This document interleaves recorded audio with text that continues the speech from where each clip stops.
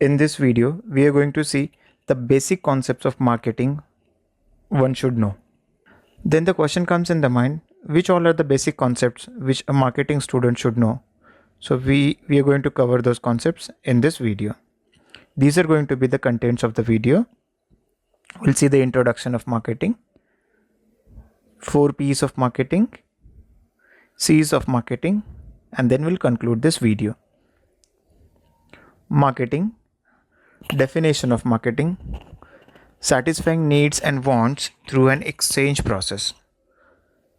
And a decade later, marketing defined it as a social and managerial process by which an individual and group obtain what they need and want through creating, offering, and exchanging products with others. This definition is proposed by father of marketing, Philip Kotler. Then let's do the analysis of the definition. There are importantly 3 things which are mentioned in the definition. First, need. So marketing is a process of identifying need and want. So need are the necessities. The second one is the want. Want is a little higher inclination to have something. And then the desire. Desire is a very strong inclination to have something. Then we'll see the difference between the customer and the consumer.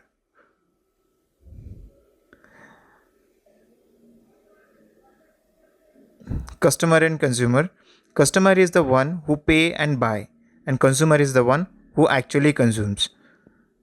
To give an example here, for example, if somebody buy the mobile phone and offers it to someone as a gift, so the one who paid is a customer and the one who will be using the mobile phone is considered as a consumer.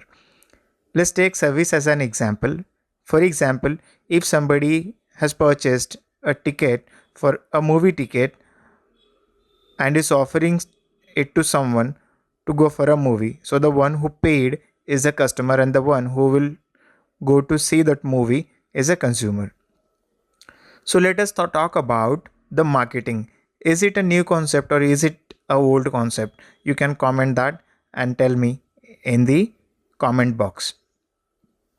So let's move ahead and see the evolution of the marketing.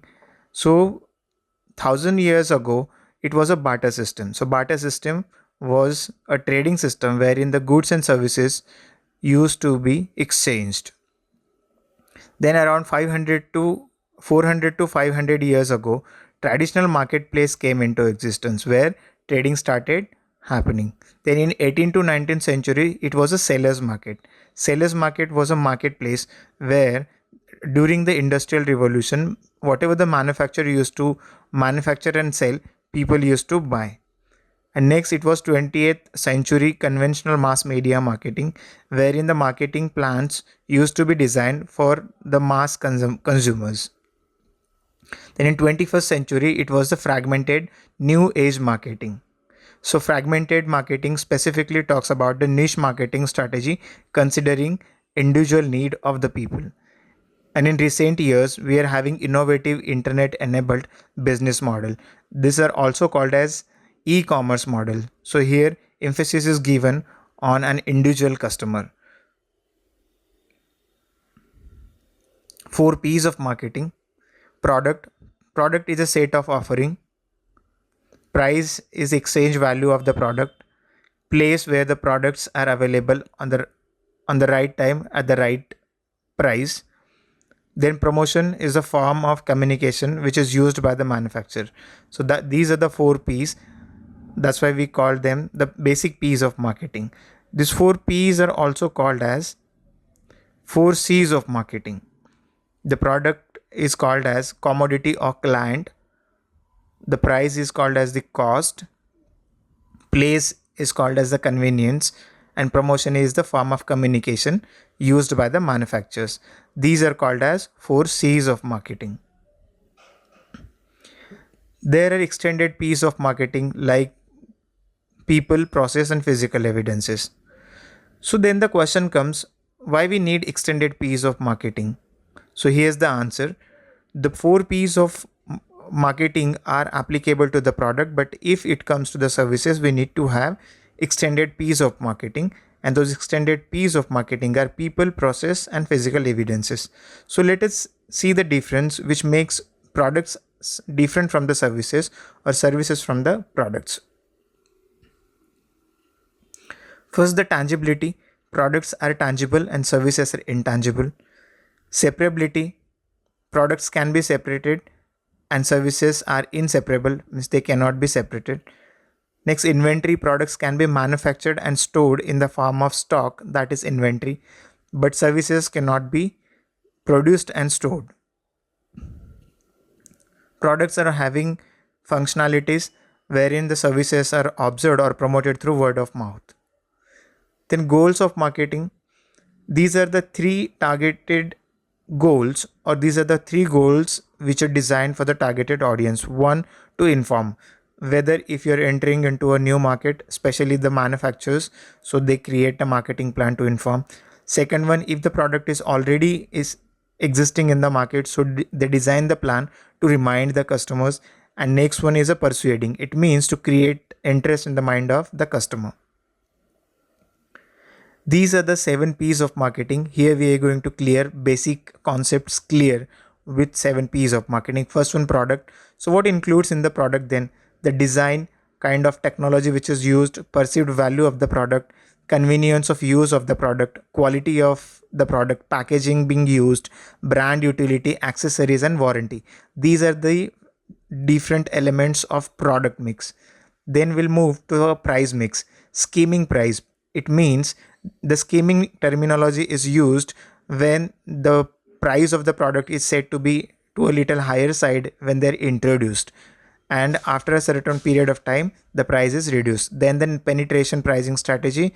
When products are introduced in the market, the penetration strategies are used. Like, there are two forms of penetration strategy: one, high price low promotion, and low price high promotion.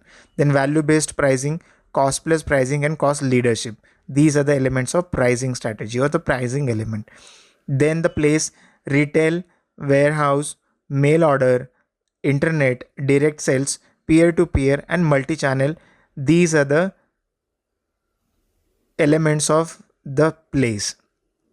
Then comes the fourth P, is a promotion, that is special offers, advertisement, endorsement, user trial, campaign, and joint venture. These are some of the elements which are used by the manufacturers to promote. So they comes under the promotion mix. Next we have people. People is an extended P which comes in service mix.